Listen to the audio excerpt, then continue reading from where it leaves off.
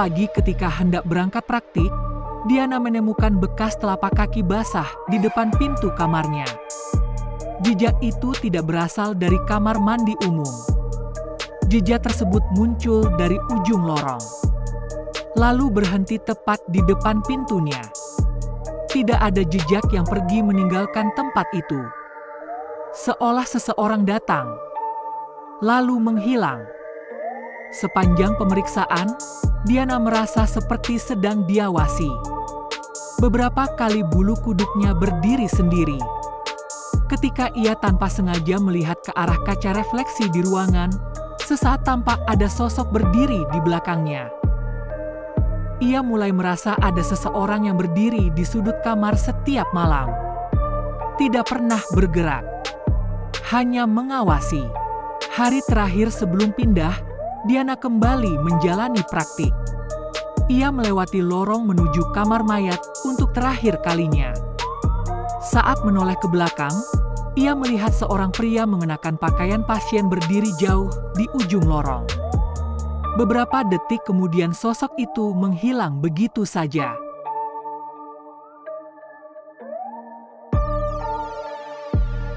Malam selalu terasa lebih panjang bagi para mahasiswa koas. Setelah bertahun-tahun belajar teori, mereka akhirnya harus menghadapi dunia rumah sakit yang sesungguhnya. Jadwal jaga tidak mengenal waktu. Pagi, sore, bahkan tengah malam menjadi bagian dari kehidupan sehari-hari. Di sebuah rumah sakit pendidikan yang sudah berdiri puluhan tahun, seorang koas atau calon dokter bernama Diana memutuskan menyewa kamar kos yang letaknya hanya 5 menit berjalan kaki dari rumah sakit. Alasannya sederhana. Ia ingin menghemat tenaga karena jadwal praktik yang sangat padat. Bangunan kos itu sederhana. Ada 2 lantai, lorong sempit, dan hanya dihuni mahasiswa kesehatan. Banyak penghuni yang keluar sebelum matahari terbit dan baru kembali ketika malam larut. Semua terlihat biasa pada minggu-minggu pertama. Memasuki rotasi bagian forensik, rutinitas Diana berubah total. Untuk pertama kalinya, ia harus membantu dokter spesialis forensik memeriksa jenazah. Setiap pagi ia memasuki kamar mayat yang berada di belakang rumah sakit. Ruangan itu dingin. Lampunya putih redup. Aroma formalin memenuhi udara. Deretan lemari pendingin jenazah berdiri rapat memenuhi ruangan. Awalnya Diana berusaha terlihat tenang. Ia menganggap semuanya adalah bagian dari profesi yang sedang dipelajari. Namun setiap kali keluar dari ruangan itu, ada rasa aneh yang sulit dijelaskan. Hari demi hari berlalu. Diana mulai sering mendapat giliran membantu pemulasaraan jenazah. Tidak semua pasien datang dengan kondisi yang utuh. Sebagian merupakan korban kecelakaan. Sebagian lagi korban penyakit berat. Meski begitu, semua prosedur dilakukan secara profesional. Suatu sore, ketika semua petugas mulai meninggalkan kamar mayat, Diana menjadi orang terakhir yang keluar. Saat pintu besi hampir tertutup, dari sudut matanya ia merasa melihat satu lemari pendingin sedikit terbuka. Ketika ia menoleh kembali, semuanya sudah tertutup rapat. Ia menganggap dirinya hanya kelelahan. Malam itu Diana kembali ke kos. Tubuhnya terasa sangat lelah. Namun begitu lampu kamar dimatikan, ia mendengar sesuatu. Suara seperti roda besi didorong perlahan. Bunyi. Krek. Krek. Krek. Persis seperti troli jenazah yang biasa digunakan di rumah sakit. Suara itu terdengar dari lorong luar kamar. Ketika pintu dibuka, lorong kosong. Tidak ada siapapun. Gangguan mulai terjadi hampir setiap malam. Kadang suara langkah kaki. Kadang suara pintu besi ditutup. Kadang suara benda logam bergesekan. Anehnya, penghuni kos lain tampak tidak pernah membahasnya. seolah hanya Diana yang mendengarnya. Ia mulai sulit tidur. Setiap kali memejamkan mata, pikirannya kembali pada kamar mayat. Suatu pagi ketika hendak berangkat praktik, Diana menemukan bekas telapak kaki basah di depan pintu kamarnya. Jejak itu tidak berasal dari kamar mandi umum. Jejak tersebut muncul dari ujung lorong, lalu berhenti tepat di depan pintunya. Tidak ada jejak yang pergi meninggalkan tempat itu. Seolah seseorang datang, lalu menghilang. Hari itu rumah sakit menerima jenazah tanpa identitas. Korban ditemukan sendirian di pinggir jalan.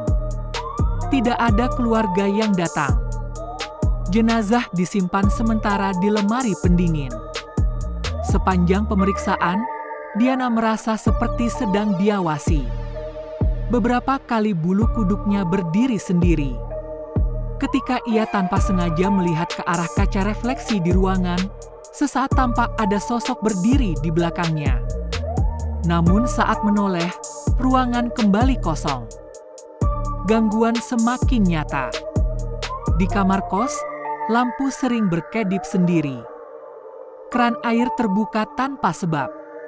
Pintu lemari sedikit demi sedikit terbuka setiap tengah malam. Diana mencoba mengabaikannya.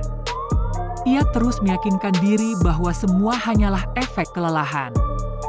Namun tubuhnya mulai terasa semakin lemah setiap hari. Suatu malam sekitar pukul 2 dini hari, suara troli besi kembali terdengar. Namun kali ini lebih dekat. Dan semakin dekat. Berhenti tepat di depan pintu kamar. Tidak ada suara langkah, tidak ada suara napas. Hanya keheningan. Lalu terdengar suara pintu kamar seperti disentuh perlahan dari luar. Diana memberanikan diri membuka pintu. Lorong tetap kosong. Tetapi di lantai, ada bekas roda kecil membentuk 2 garis panjang. Persis seperti bekas troli kamar mayat. Bekasnya itu memanjang dari ujung lorong dan berakhir tepat di depan kamarnya. Dan perlahan menghilang sendiri. Sejak malam itu kondisi Diana memburuk. Ia sering tertidur beberapa menit tanpa sadar. Setiap terbangun, jam selalu menunjukkan pukul 3 dini hari. Jam yang sama ketika gangguan paling sering muncul. Ia mulai merasa ada seseorang yang berdiri di sudut kamar setiap malam. Tidak pernah bergerak. Hanya mengawasi. Di rumah sakit, aktivitas berjalan seperti biasa. Namun kamar mayat terasa jauh lebih dingin dibanding hari-hari sebelumnya. Pendingin ruangan menunjukkan suhu normal. Tetapi udara menusuk hingga ke tulang. Saat sedang menyusun dokumen, Diana mendengar suara pintu lemari pendingin terbuka sendiri. Ketika diperiksa, seluruh pintu tetap tertutup rapat. Beberapa petugas lama akhirnya mulai menceritakan sesuatu. Konon, kamar mayat itu sudah beberapa kali direnovasi.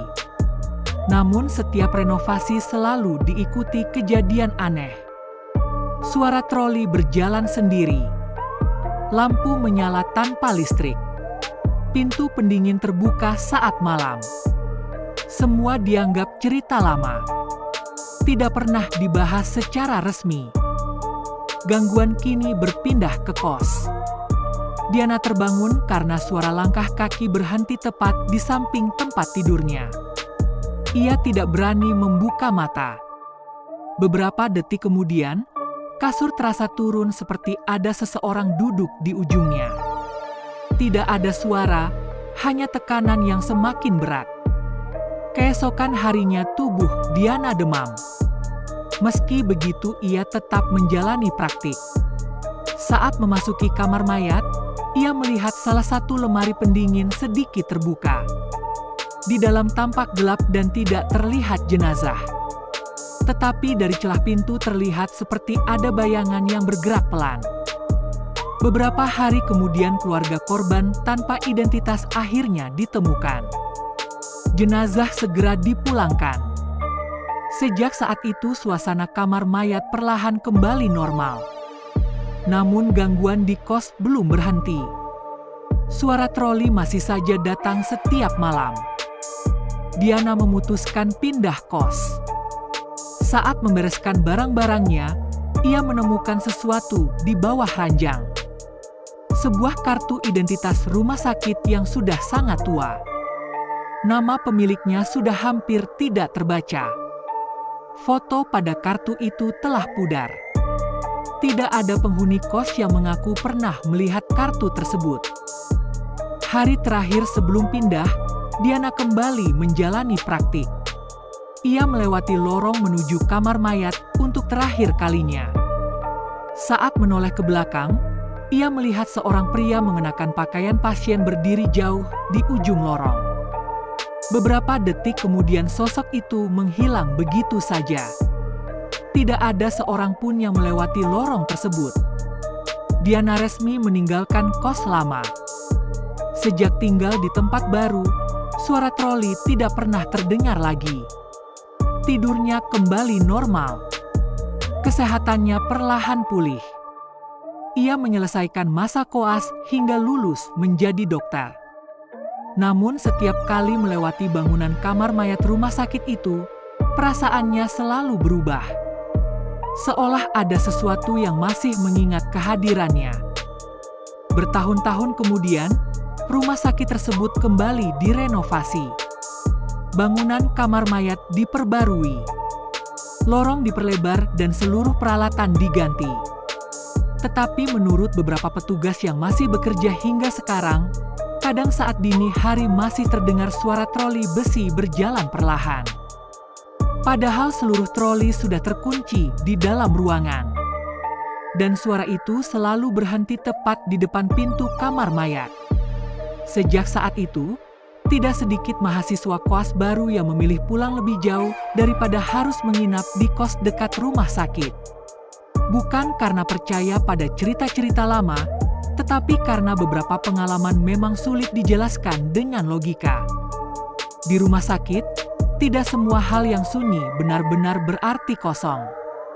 Kadang, justru dalam kesunyian itulah rasa takut paling besar muncul.